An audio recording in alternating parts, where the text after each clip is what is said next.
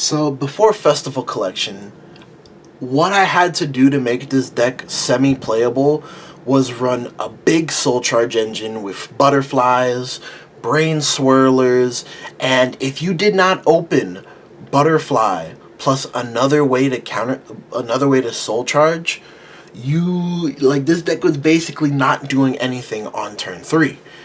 And it was a very... There's a guy at my locals. Shout outs to you, Jason. He makes his deck work every time. I don't know how he does it. But whenever I face him, he makes his deck actually a scary deck. But me personally, I had to go through hoops and ladders to try and make it playable. And I would live long enough to deck out. Let's get on to the profile. This new support. You use both your new support cards, actually. Like, it really did help this deck become, like, playable, but not bricky, but still not that good either. I'm sorry. I'm sorry, man. Like, I'm still thinking about my Saga. But, you max out on your Greedons for Persona Rod, and you do need him in Soul for your 7 damage combo, or like your 7, so you die at 7. Also, you need 2 Greedons in Soul for this guy's secondary effect to gain a crit. I hate this card. I love this card, but I hate this card at the same time. It's really good because it helps you reach the 10 Soul, like, very fast. Like, in the few games that I play tested with this deck, getting to 10 Soul on turn 3 is not that hard. It is very easy, or I would get to like 9 Soul, but like I would guaranteed have the 10 Soul by turn 4. It's not hard at all. The problem with this card, which again, Bushy Road, like, at least for Greedon, because Greedon had multiple problems, they solved at least one of Greedon's problems, or like 2, I would like to say, which was Soul consistency for his secondary effect and decking out. They solved 2 of those problems. But the third problem, which remains still unsolved until set 6, baby, that new grade 3 for Dark States, that's generic. That's just that's like literally a 28k beater, like a 63k beater with the Overtrigger. Is really good. Can't wait, and it's gonna make Greedon playable again. It's gonna make Greedon playable. But it needed a beater, and this card gets a crit, which is very cool. It's 13 by itself though. You need to stack triggers on it or Persona Ride, which is a very tall order because you want to shove Greedon in Soul as fast as possible so you don't die because, again, of how aggressive this format is. And I still don't have a beater for this deck. The crit's cool, but this is a 5k guard. What are you doing for me, man? Like, come on, Bushy. On to the grade 2s. You're maxing out on your Boku shows. This is this is what gets your Greedon to like beefcake numbers. Even though it's locked behind Limit Break, you have to run it just to make your Greedon like obscene, like 33, 28, like 48 with like if you restand him with the ability without Persona Ride. Then I'm running, this is like the one thing of the deck that I did really want to change, was I'm running 3 Keenan, and I'm running 2 Mukas. If you could see that. Yeah, you could see it. Yeah, that's fine. That's not too bad. I'm running 3 Keenan and 2 Mukas. I didn't really want to max out too hard on any of these cards, because this deck is still very Counterblast heavy. Running this card at more than 2, I just didn't like it. Whenever I saw it, I just kind of like pitched it for Ride. And I still want to play some copies of it because it does help me get key pieces out of the Soul if I need them, like Keenan, like Doofund, or fucking Doofus. Sorry for cursing. So I did want to run it still at some numbers, but realistically, I don't want to use that card more than like twice.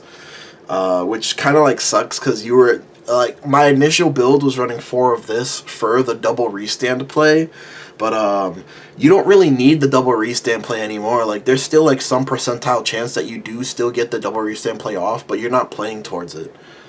or you're not like focusing a lot of main deck cards towards that play anymore. And then Keenan, just because again this deck has a hand problem, and then Keenan, he's a 2-for-1, man, for a counterblast. It sucks that it's off the top card of your deck, but it's a 2-for. If you get another Keenan off the top, it's a 3-for. Running 3 Gooman, 4 Babitsus, and then 4 of the new Owl Z02. You're maxing out on Gooman because you really need this guard restrict to like just try and, ooh, this is like very like out of the camera's range. Let me move this real quick. But you really need to max out on Gooman because you really do need that guard restrict on your Vanguard, on your rear guard to stack triggers on, if you're lucky, I guess. On your rear guard to stack triggers on. That's like really your only win con of the game. 4 Babitsus, again, if you have 10 soul, it lets you get multi-attacks. It facilitates possibly restanding your Vanguard a second time. But again, you need like 3 Babitsus, or like 2 Babitsus and a Muka, or like, yeah, you need like at least 2 Babitsus and a Muka. And of course 3 open counterblast. Hello. But the new card that I really want to talk about is the Owl Z02. Z02 is bonkers in this deck. Like there was like you used to worry about damaging your pieces, or mainly your Bokushos and like your Greedons, or like you're having to discard them for your ride, or like PGs. Z02 basically says don't get punished. Because when a Z02 gets soul charged by your Vanguard's ability, you could soul 1 card from your drop. There was times that like I had to drop a Bokusho, I got the Bokusho back. Had to drop a Greedon, got the Greedon back. Or like you got something in your drop that you would like in soul to superior call with Muka, like a Keenan, like a Gooman, like a Dufond. You could put it back into your soul, and it's just really good to easily build up your soul to get to that 10. Well, like the magic number is 8 to get to that. No, the magic number is not 8. Magic number is 8 because it's Soul Blast 2, and then you soul charge 4 of your rear guards. So it's really helpful to get to that 10 on your grade 3 instead of just vanilla swing. If you're not at 4 damage, then like you swing for like 18, 23, maybe like 28 or 33 if you're lucky, but you have to get rushed. And so yeah, this is like the best card that came out in the set for this deck. This is like a mandatory 4 of, like you really need this card in this deck. This just facilitates so many of your soul plays. Then 4 PGs. You still need the PGs. There's really not much to talk about. Let's go into the triggers.